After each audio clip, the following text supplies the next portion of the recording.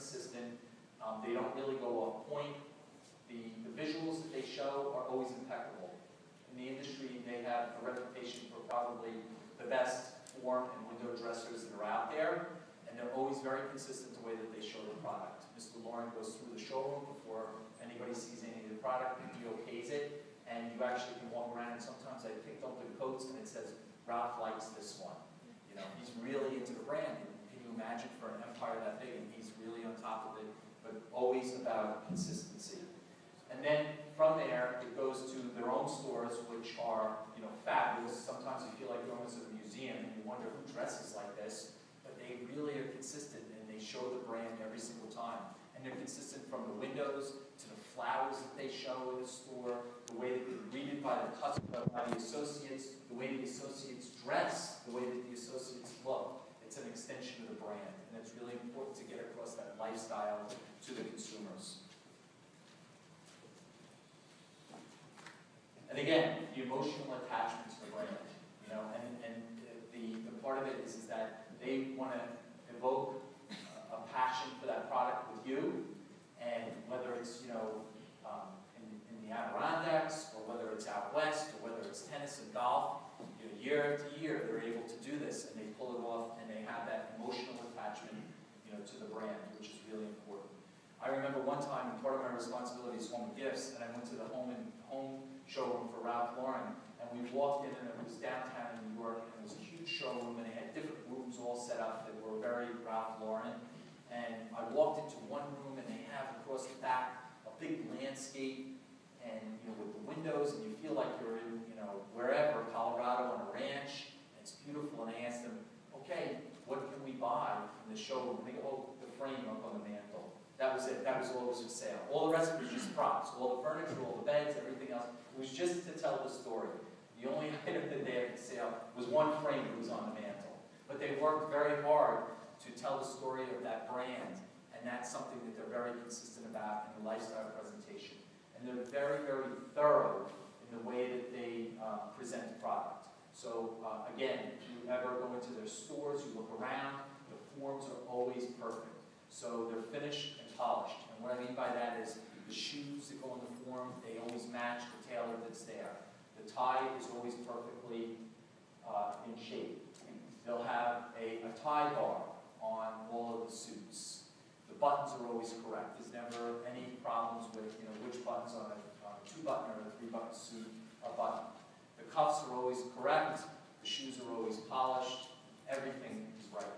And it's really important. You see the success that he's had. It's very, very consistent. They've been able to build his brand through the years, and it's a lot. It's because of the consistency. It's the attention to detail that the customer, again, understands that lifestyle. They want to be part of the lifestyle. They want to have a little bit of that, and they've been very successful through the years.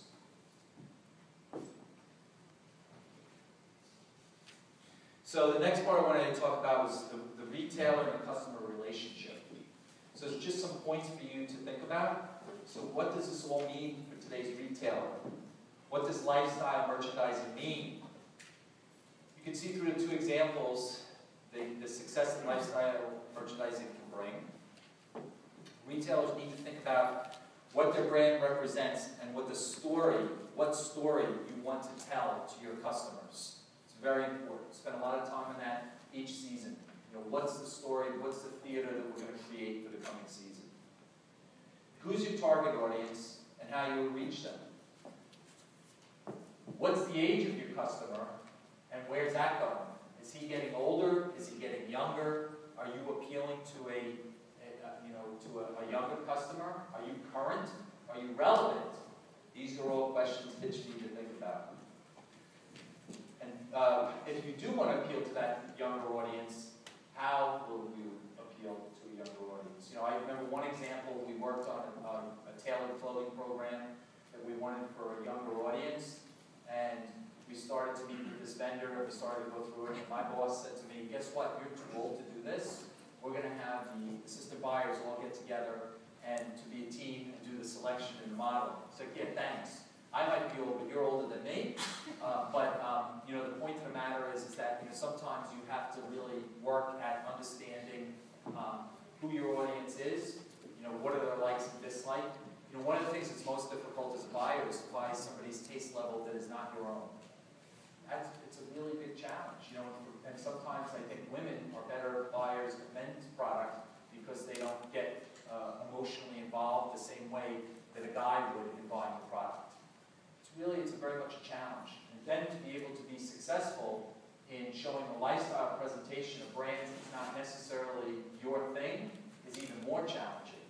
But in order to understand branding and understand lifestyle presentation, you know, these are things that are really important.